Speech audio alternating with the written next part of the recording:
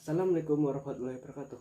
Perkenalkan, nama saya Ahmad Umar Hakim. Saya dari kelas 11 IPA 5. Untuk absen 2 akan mempresentasikan pekerjaan saya materi minyak bumi kimia kelas 11 semester 1. Pengertian minyak bumi. Minyak bumi merupakan campuran dari berbagai macam hidrokarbon. Jenis molekul yang paling sering ditemukan adalah alkana, sikloalkana, dan senyawa aromatis.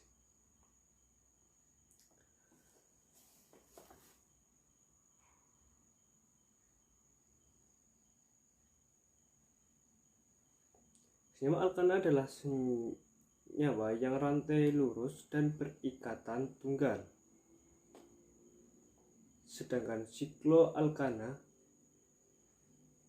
itu tunggal, tetapi bentuknya itu melingkar. Sedangkan senyawa aromatis itu melingkar, tetapi ikatannya itu bergantian antara yang tunggal dan rangkap. Seperti sudah dijelaskan seperti pada gambar.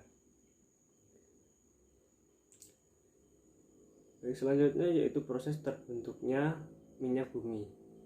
Minyak bumi itu dimulai dari kumpulan makhluk hidup yang sudah mati atau jasad renik yang berjuta-juta tahun yang lalu terkumpul, kemudian terbawa air sungai bersama lumpur dan mengendap di dasar laut, kemudian menjadi bintik-bintik dan gelembung minyak ikan, dan lama-kelamaan akan terkumpul pada daerah perangkap. Nah, jadi kumpul pada suatu daerah yang disebut dengan daerah perangkap, yang terdiri di dalamnya itu adalah batuan. Dan setelah berjuta-juta tahun akan terbentuk gas alam dan minyak bumi sehingga menjadi deposit minyak bumi. Nah, barulah di tempat itu nanti akan didirikan kilang-kilang untuk mengambil minyak bumi dari dasar laut. Seperti itu. Itulah proses pembentukan minyak bumi. Baik, selanjutnya adalah komposisi minyak bumi. Dalam komposisi minyak bumi, senyawa hidrokarbon itu menyumbangkan persentase yang paling banyak, yaitu 90-99 derajat. Disusul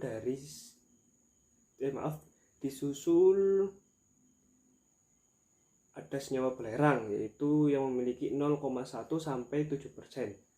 Kemudian adalah senyawa nitrogen yang menyumbangkan 0,01-0,9%, dan senyawa oksigen yaitu sekitar 0,01%, dan senyawa organologam sekitar di bawah 0,01%, yaitu ukurannya sangat kecil sehingga tidak bisa dipastikan angkanya.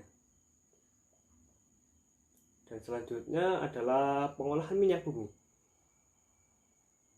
Pada tahap ini, yaitu tahap pertama, pengolahan minyak bumi tahap pertama itu dilakukan dengan cara distilasi.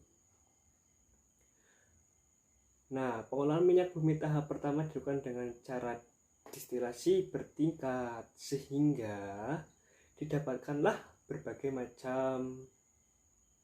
Hal ini berdasarkan perbedaan titik-titiknya. Hasil dari distilasi pada tahap pertama ini meliputi beberapa fraksi, yaitu sekitar 5 fraksi. Fraksi yang pertama, titik didihnya itu sekitar 20 derajat sampai sekitar 20 derajat Celcius, itu menghasilkan gas yang akhirnya dicairkan kembali menjadi LPG atau liquid petroleum gas. yang digunakan untuk bahan kompor gas, tentunya mobil, dan tetapi tentunya mobil itu yang menggunakan bahan bakar gas, bukan bahan bakar bensin. Dan juga dapat diolah lebih lanjut menjadi bahan kimia lainnya. Nah, kemudian fraksi kedua itu mempunyai titik didih sekitar 120 derajat. Nah, pada fraksi kedua ini akan menghasilkan nafta atau gas bumi. Nah, nafta atau gas bumi. Nafta ini tidak dapat langsung digunakan, melainkan harus diolah dulu. Nah, pada fraksi ini menghasilkan tadi nafta yang itu harus diolah dulu sehingga menghasilkan bensin berat seperti premium dan bahan petrokimia lainnya.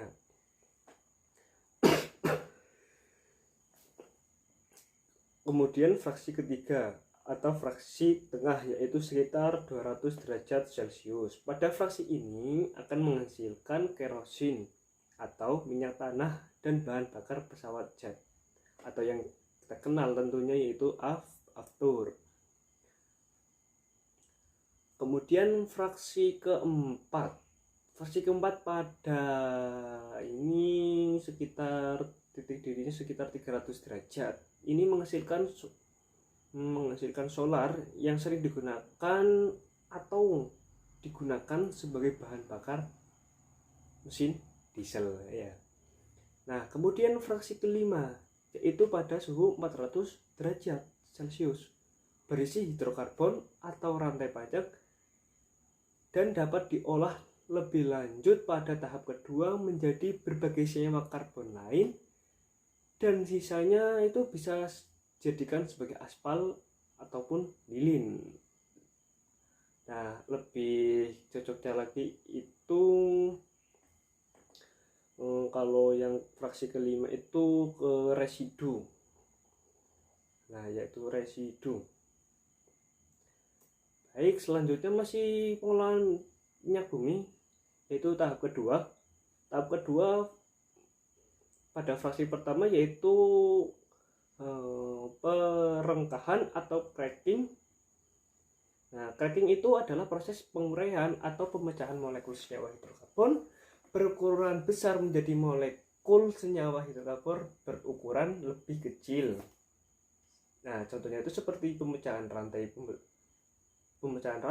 pembentukan alkil, penggabungan rantai karbon, dan perubahan struktur dan isomer.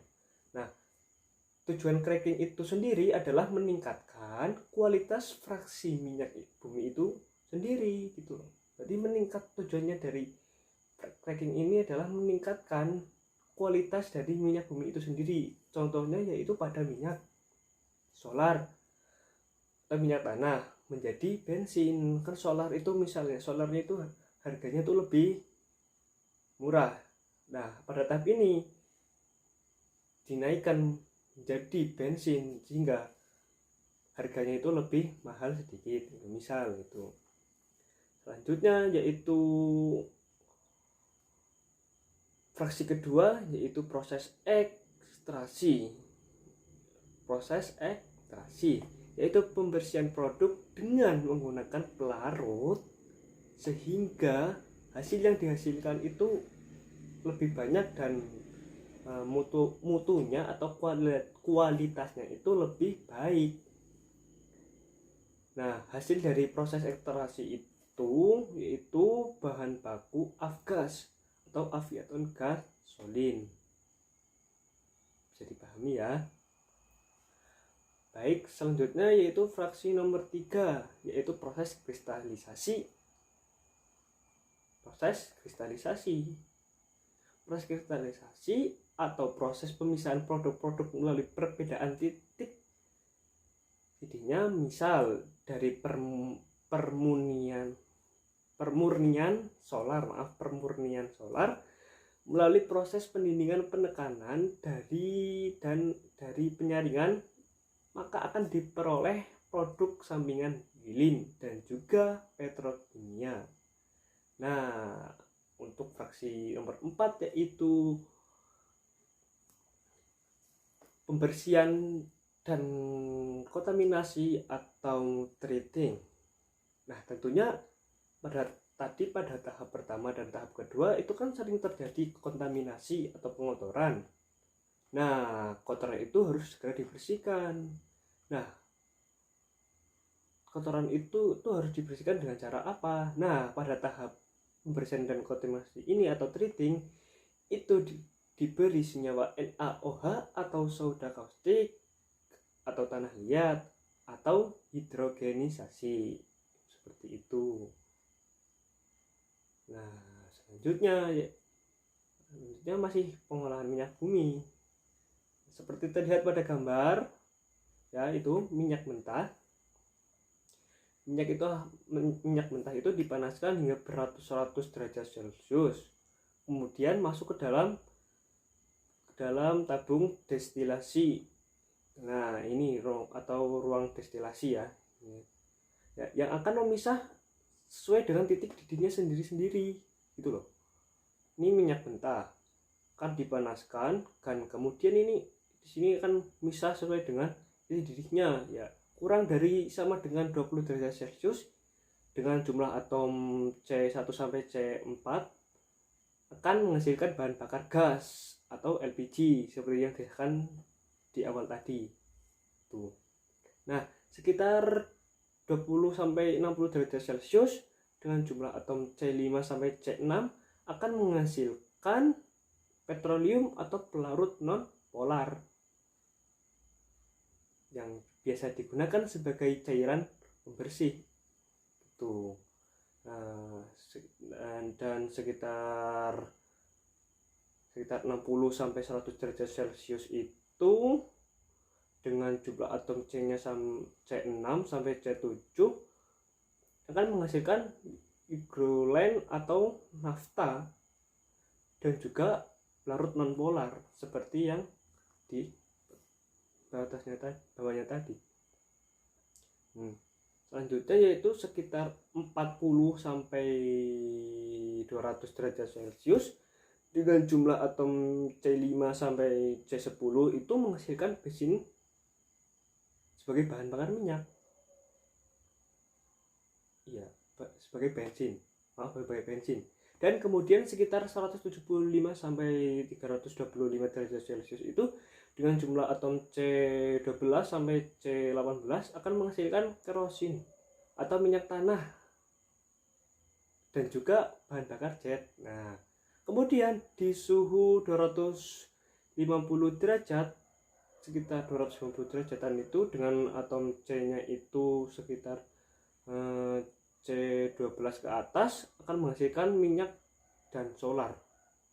Nah, dan di atasnya itu lagi sudah terbentuk zat cair, yaitu sekitar jumlah atomnya 20, C-nya 20 ke atas, 20 ke atas akan menghasilkan oli dan pelumas.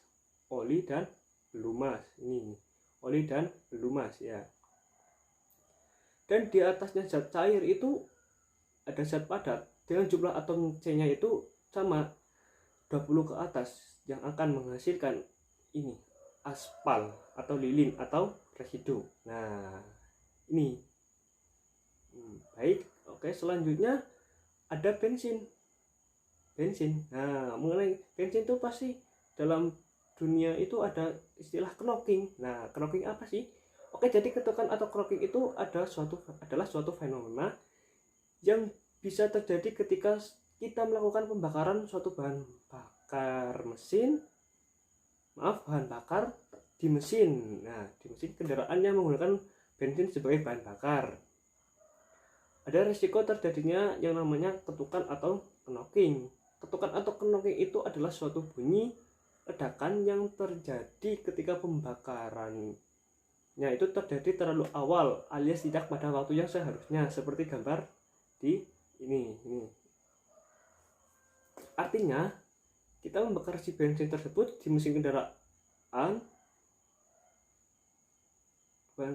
itu. Nah, kendaraan itu kan Knocking itu terjadi ketika pembakaran terjadi terlalu awal. Harusnya si bensin belum kebakar tapi sudah terbakar. Nah, bensin itu tidak pada waktunya dibakar. Akhirnya dapatnya timbullah suatu bunyi atau ledakan yang menyebabkan energi yang dihasilkan untuk menggerakkan piston ini menjadi lebih sedikit. Jadi pembakarnya itu tidak efisien ketika terjadi ketukan atau knocking ini. Jadi kualitas bensin itu ditimbulkan dari seberapa sering ketukan terjadi. Seperti itu. Makin sering terjadi ketukan, artinya bensin itu jelek. Karena energi yang dihasilkan itu jadi agak sedikit, seperti itu. Nah, ini yang knocking. Ini seperti ini knocking. Tidak sesuai dengan. Nah, ini yang normal. Baik ya. Oke, selanjutnya yaitu menentukan mutu bensin yang disebut dengan angka oktan atau bilangan oktan. Semakin tinggi angka oktan, maka semakin baik juga mutu bensinnya, dan tentunya harganya pun lebih mahal gitu loh. Tentunya harganya itu lebih mahal. Bensin dalam kehidupan sehari-hari itu sekitar ada 5 ya kalau nggak salah ya. Ada premium dengan angka oktan 88 yang artinya itu 88% isoktana dan 12% N-heptana. Kemudian di bawahnya atau di atasnya ada Pertalite dengan angka oktan 90 yang memiliki arti 90% isoktana dan 10% N-heptana. Kemudian ada Pertamax dengan angka oktannya 92 yaitu dengan artinya 92% isoktana dan 8% N-heptana. Dan di atasnya lagi yang baik itu yaitu Pertamax Turbo, dan tentunya tadi sudah disebutkan di awal yaitu harganya lebih mahal dengan RON atau angka oktan 98 yang memiliki arti 98% isoktana dan 2% N-heptana. Ya seperti itu, jadi lebih mahal ya, lebih bagus gitu katanya. Nah, kenapa sih bisa jadi knocking? Ya karena itu kadang mesinnya itu sama pistonnya itu kurang pas. Ya sepertinya udah dijelaskan tadi di awal lah, itu terjadinya knocking. Nah, angka oktan pada bensin biasanya itu ditambahkan zat aditif supaya nggak terjadi, yaitu zat TEL atau singkatan dari tetraethyllead. Tetapi jika ditambahkan dengan ini ada logam Pb-nya, maka pembakarannya hasilnya itu menempel pada mesin, sehingga setelah itu ditambahkan lagi senyawa CO2H4Br atau 1,2 dibromoetana. Senyawa ini dapat mengikat Pb menjadi PbBr2. PbBr2 ini bersifat mudah menguap, tidak menempel pada mesin. Nah, tetapi hasil penelitian lebih lanjut, senyawa ini memang melindungi mesin agar tidak cepat rusak atau menguap, tetapi akibatnya PbR2 itu mengakibatkan pencemaran udara yang sangat tinggi. Nah, akibat dari logam Pb yang di atas tadi, yaitu logam Pb. Makanya penggunaan ini sekarang sudah mulai ditinggalkan, diganti dengan yang baru dengan namanya MTB atau singkatan metil tersier butil ether. Nah, MTB atau singkatan metil tersier butil. Penggunaan ini diklaim mampu mengurangi pencemaran udara akibat logam Pb. Sekian dari saya. Wassalamualaikum warahmatullahi wabarakatuh. Salam kimia.